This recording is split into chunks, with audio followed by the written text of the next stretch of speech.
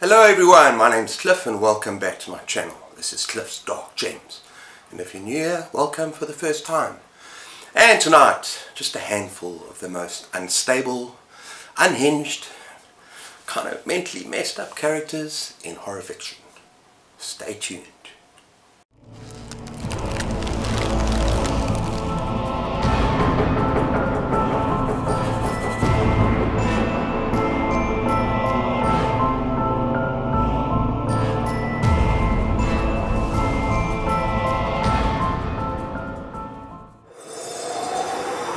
Okay everyone, so before we get onto the list, it's just a handful, maybe just more than that. And yeah, I want to talk about a live I did on Saturday night with my friend Nikhil from Esteem, and we had a blast discussing the Matthew Corbett series by Robert McCammon. And one of the books we talked about was Mr. Slaughter. And this is the first character I actually want to talk about. But yeah, I'm going to link that live discussion down below. You need to check it out. It was a lot of fun. Although there are spoilers. And I'm making this spoiler free. Don't worry. I'm just going to talk about characters. And for this book, yeah, just Mr. Slaughter in particular. He's freaking terrifying, people. He's a force of nature. He is an incredibly violent man. And he also can read people like a book. Those one kills words as well. And yeah, so he's super intelligent, kind of can read you, gets what he wants, almost superhuman, almost supernatural in the way that he deals with things. And yeah, this book is just like a manhunt, and it's incredibly hectic, incredibly crazy. And I just want to read one quote. I'm going to try and do that for each one of these. It comes from the book. A human being who detested the very air that other humans breathed, who hated people right down to their shadows. Yes, he takes a delight in killing that I haven't seen in many other horror fiction. And I think Nikhil says something like he's a cross between Hannibal Lecter and something else. I can't remember what it is now. Damn, I should have done my homework. But Nikhil, if you're watching, tell me down in the spaces below. But yeah, that's my first character. That is Mr. Slaughter. Yeah, his beard's a little bit like mine, maybe. See the resemblance? Okay, next up we got something a little bit different. And this is We Have Always Lived in the Castle by Shirley Jackson. And I'm talking about Mary Cat. And I just want to read the opening paragraph from the book, because it's kind of famous. It's quite a lot. My name is Mary Catherine Blackwood. I'm 18 years old and I live with my sister Constance.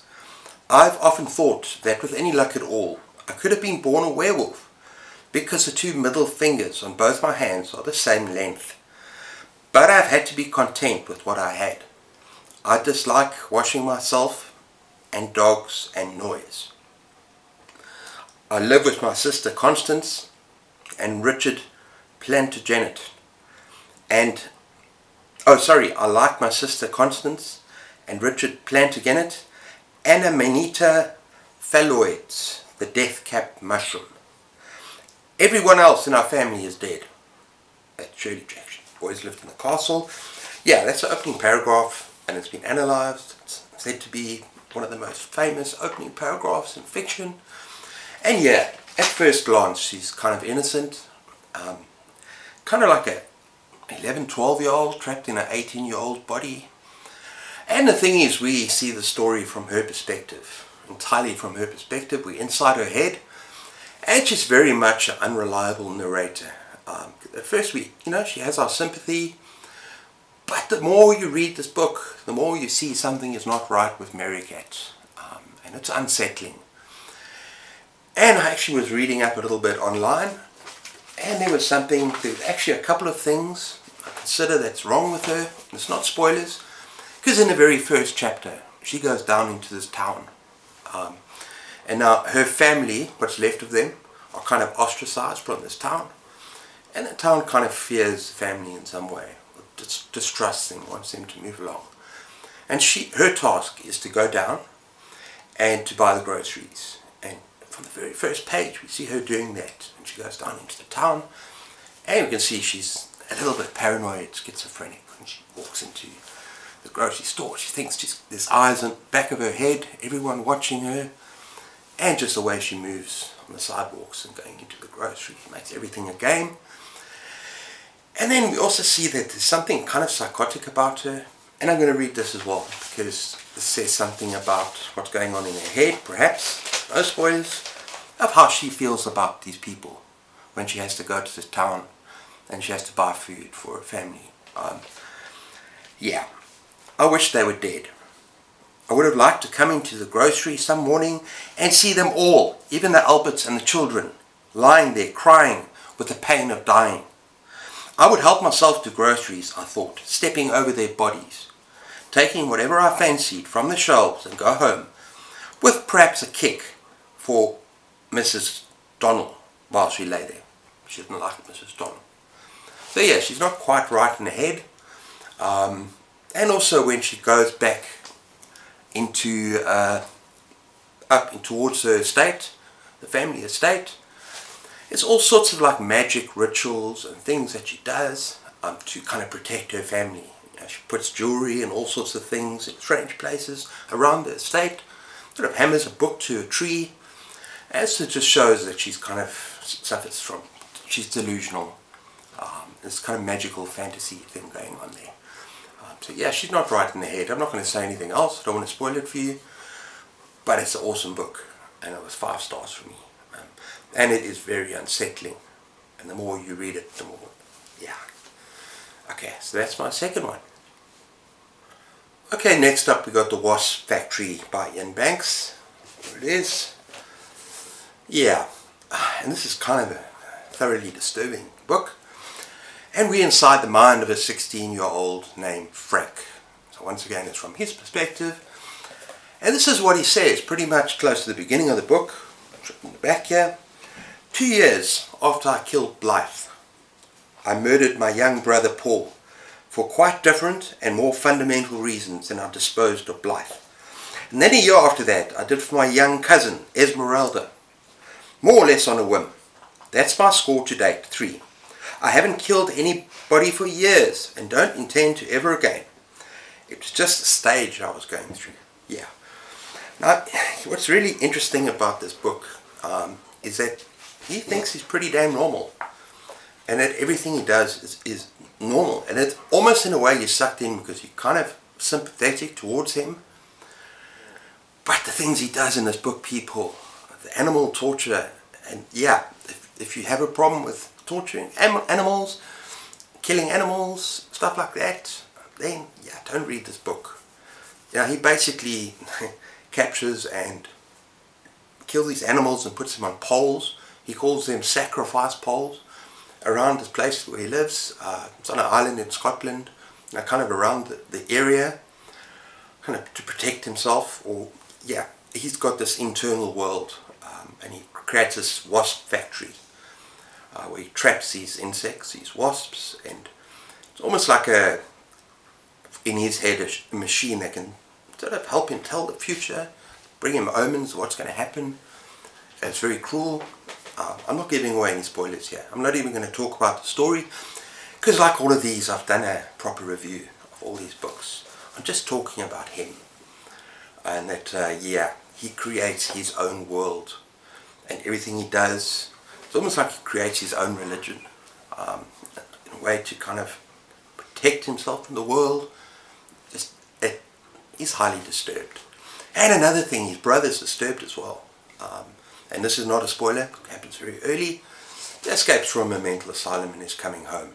So yeah, I'm not going to say anything else about this book. Yeah, so mental illness seems to run in the family here. Yeah, that's the Wasp Factory. Okay people, I was going to start the next book now, but Layla just let rip. So I'll come back when I'm able. My wife and I are looking at each other going, no.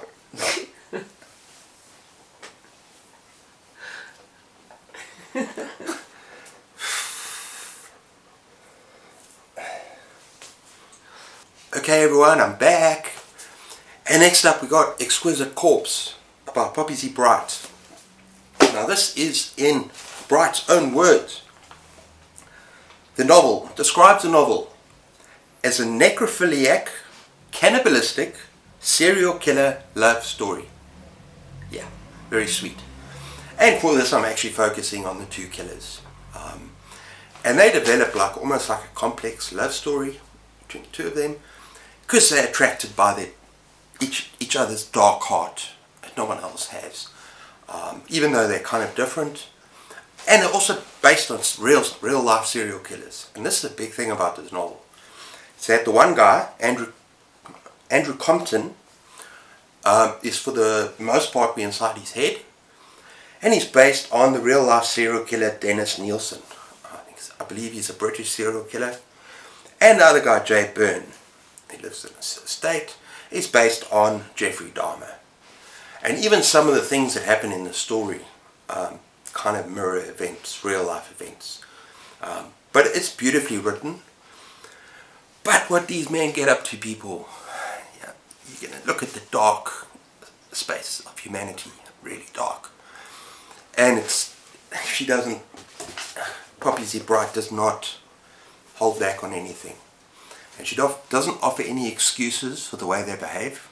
They are truly evil. She doesn't say, oh this, oh that. She lets you see it. And the writing is so beautiful that even in the most disgusting acts, and the twisted acts, the depraved stuff that these men get up to, you kind of can't help but marvel at how beautifully she writes about these things, even though it is super disturbing. So yeah, I don't have to tell you that this book is not for everyone, people. It's not. This is absolutely extreme, and I had a difficult time reading all of it. I did, but I had to put the book down sometimes. But her writing is absolutely gorgeous. I have to say that all the other books I've read, yeah, doesn't come close to Exquisite Corpse. So there you go. And finally, another Robert McCammon book, Mine. And in this book we've got this character, Mary Telly, or as she's better known as in the 60s, Mary Terror. Because she is part of the 60s extreme sort of terrorist group, went around blowing up things and, you know, kind of having run-ins with the pigs, the police, and later going on. So she doesn't do anything. Okay. But yeah, she's kind of, it's now the 80s. What happened to her group, I think they were called the, yeah, can't remember the name of the group. Yeah, but they were very extreme. And the FBI kind of attacked their group, and she got out alive, but she was pregnant and she got out without her baby. She lost her baby, and now she's living in the 80s, and I think she's in a McDonald's or something, but she's haunted by the past. And the interesting thing about this book is that Robert McCammon calls it a ghost story. Not a traditional ghost story, but a ghost story, because it's about this woman who's batshit crazy. She's mad, she's insane. And she is haunted by, I think, demons from the past. And she can't get over that. She's still taking drugs. She still thinks about the man that impregnated her, the leader of the organization. Damn, I can't remember the name. But anyway, yeah. And then she gets this kind of sign that maybe he's alive. And that people need to, from the organization, kind of have to go somewhere. And she's going to take him a baby. That's not hers. That she steals from the mother. Now, all I can say about this woman is she is absolutely mad. Utterly mad. On drugs. It's locked in the past. Totally trapped in the past. Still with the military kind of thing. And yeah, I want to read some parts of the first chapter that is brilliant, and it's not what you expect. I'm not going to spoil it for you, but I just want to read little lines from the first chapter to give you an idea of what the story is about and what this woman is about. So, the baby was crying again. The sound roused her from a dream about a castle in a cloud and set her teeth on edge. It had been a good dream, and in it she'd been young and slim, and her hair had been the colour of the summer sun. hippies. It had been a dream that she'd hated leaving, but the baby was crying again. Sometimes she regretted being a mother. Sometimes the baby killed her dreams. Okay, go forward a bit. Robbie kicked and wailed, struggling in her arms, and Mary felt her patience tattering like an old peace flag in a hard, hot wind. She shoved that feeling down because it was dangerous. It made her think of ticking bombs and fingers forcing bullet clips into the chambers of automatic rifles. It made her think of God's voice roaring commandments in the middle of her stereo speakers. It made her think of where she'd been and who she was. And that was a dangerous thing to lodge in her mind. Let's skip forward. Again he defied her. Applesauce dripped from his mouth down his chin. It was combat now. A battle of worlds. Mary caught the infant's face with one large hand and squeezed the baby fat cheeks. "You going to mind me?" A little bit further. She threw aside the spoon, picked up the infant and shook him. "Mind me!" and shouted, "Do you hear what I said?" She knocked the pot off the stovetop and turned the burner up higher. I'm going to stop there. Okay, so yeah, this is a very, very intense thriller with horror elements. It's not a horror, maybe you can call it a horror, but it is a very, very dark thriller. And Mary steals the show in this book. Read it, mine. Okay everyone, so those are my 5 characters that are kind of deranged, unstable, unhinged. I know there are lots more, and I think I might make this a bit of a series over some time, because there are a lot of characters out there in horror fiction that, yeah, are kind of disturbed. Tell me your favourites down in the spaces below. Have you read these books? I'd love to hear from you, have a conversation with me. And yeah, that's all I've got to say this time. But take care of yourselves, keep those pages turning, and cheers.